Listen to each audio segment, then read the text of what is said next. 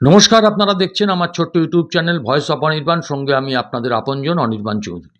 প্রতিদিন সকাল ৯টার মতন আজকেও সকাল ৯টায় চলে এলাম একটা অত্যন্ত প্রাসঙ্গিক গুরুত্বপূর্ণ ভিডিও নিয়ে।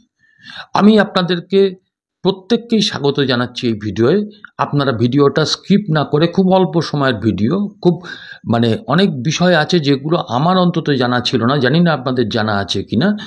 আমি সিপিআইএম নেতা শতরূপ ঘোষের একদম স্পষ্ট কতকগুলো ঘটনা যিনি উল্লেখ করেছে, সেই ঘটনাগুলো আপনাদের সামনে আমি তুলে ধরব। এই কলেজ ইউনিভার্সিটিগুলোর প্রকৃত চিত্র তুলে ধরেছে, সেখানকার ছাত্রদের অবস্থা তুলে ধরেছে, এবং তৃণমূল ছাত্র পরিষদে কিভাবে উঁচু পদ পাওয়া যায়, কি করলে, সবটাতে নাম করে করে বলে দিয়েছে, ঘটনাস্থল বলে দিয়েছে। তো আমি আপনাদের কাছে সেই শতরূপের ভিডিওটা বক্তব্যগুলো শোনাবো।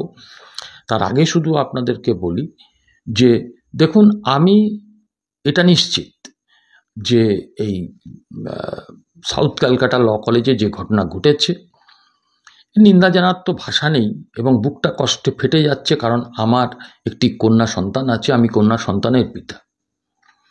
সবসময় ভয়ে ভয়ে থাকি। মুখ্যমন্ত্রী বলছেন পশ্চিমবঙ্গ নিরাপদ, আদৌ নয়। আরজি করের ঘটনায় প্রকৃত দোষীকে ধরতে পারলে তার শাস্তি হলে, যেটা কলকাতা পুলিশ করতে করেনি, সিবিআইও করেনি, সেটা হলে আজকে কিন্তু এই সাউথ ক্যালকাটা ল কলেজের এই ঘটনাটা এতটা পর্যায়ে হয়তো যেত না। মেয়েটিকে রেপ করা হয়েছে, শুধু তাই না, রেপের ভিডিও তোলা হয়েছে, ভাবতে পারেন। তো যাক, আমি সেসব প্রসঙ্গে আজকে আমার নিজের কথা আমি বলবো না, আমি শতরূপের কথা শোনাবো আপনাদের। শতরূপের কথা আমি দুটো খুব মূল্যবান বক্তব্য পেয়েছি। এক হচ্ছে যে কলেজগুলোতে ইউনিয়ন রুমে দীর্ঘ 17 সাল থেকে তো দীর্ঘ কয়েক বছর ধরে নির্বাচন নেই কলেজগুলোতে, ছাত্র সংসদ নির্বাচন নেই, ছাত্রদের গণতান্ত্রিক অধিকার ওখানে একদম ধ্বংস। তো আজকে সেই কলেজগুলোর ইউনিয়ন রুমে প্রতিদিন রাতে কি হয়, সারা রাজ্যের যে চিত্র সেটা তুলে ধরেছে শতরূপ, সেইটা শোনাবো। আর দ্বিতীয়ত শোনাবো যে তৃণমূল ছাত্র পরিষদে যে বড় পদ পাওয়া যায় কি করলে, কতটা নিচে নামলে, একদম নাম করে জায়গার কথা উল্লেখ করে শতরূপ বলেছে। আমি এই দুটো বিষয় আপনাদের শোনাবো। প্রথমে একটু শুনে নিন যে প্রতিদিন রাতে এই কলেজ এবং ইউনিভার্সিটিগুলোর তথাকথিত ইউনিয়ন রুমে কি হয়, শুনুন। রাত্রিবেলা কলেজ খোলা থাকে কেন? রাত্রিবেলা কলেজগুলো তৃণমূলের নেতাদের কোঠাবাড়ি হয়ে যায় কেন? ইউনিয়ন রুমের ভেতর বসে মদ খাওয়া, ড্রাগসের ব্যবসা করা, পর্নোগ্রাফি শুট করা চলে কেন? শুনলেন, আমি তো অবাক। আসলে এই যে বিভিন্ন যে অধ্যাপক বা বিশেষ করে আমি বলবো অধ্যক্ষ বা ইনচার্জ, তারা দলদাস না হলে এই ঘটনা হতে পারে বলে আমার মনে হয় না, অথবা কোনো চাপে রয়েছেন তারা। দ্বিতীয়ত এবার যেটা আপনাদের শোনাবো সেটা হচ্ছে যে এই যেটা বললাম যে বিভিন্ন ছাত্র নেতা কিভাবে প্রমোশন পান, কিভাবে তাদের প্রমোশন হয়, কতটা নিচে নামলে প্রমোশন হতে পারে, সেটাও শতরূপ কিন্তু পরিষ্কার করেছে, একদম নাম বলে, জায়গার কথা উল্লেখ করে। সেটা আমি শোনাবো, এবং এটা শুনতে শুনতেই আজকের ভিডিওটা শেষ হবে।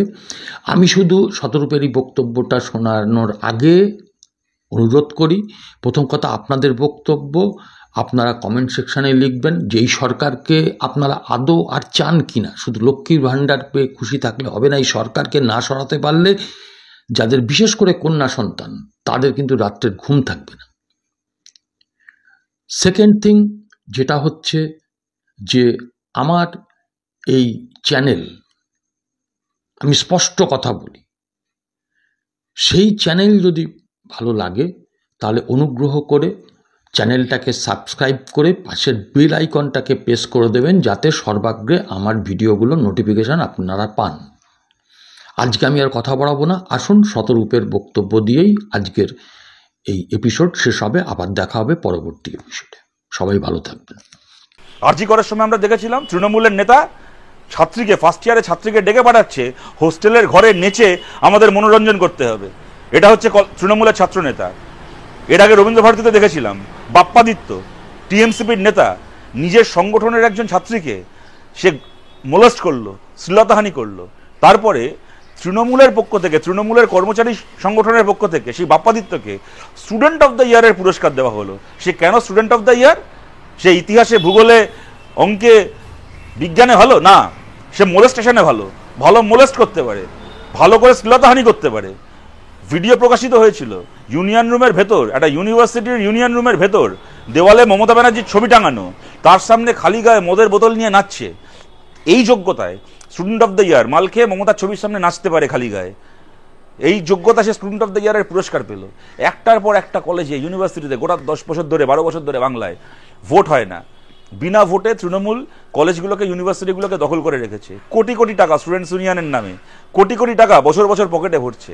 সোশ্যাল করার নাম করে, কলেজের ফেস্ট করার নাম করে কোটি কোটি টাকা তুলছে বাজার থেকে, বিভিন্ন বিজ্ঞাপনের মাধ্যমে বিভিন্ন লোকের কাছ থেকে তোলাবাজি করে সেই টাকাগুলো পকেটে ভরছে বিনা ভোটে বছরের পর বছর। এই কলেজগুলো চলার ফলে কি ধরনের ছাত্রনেতা এই কলেজগুলোতে আমদানি হচ্ছে, আজকে গোটা সমাজ দেখছে।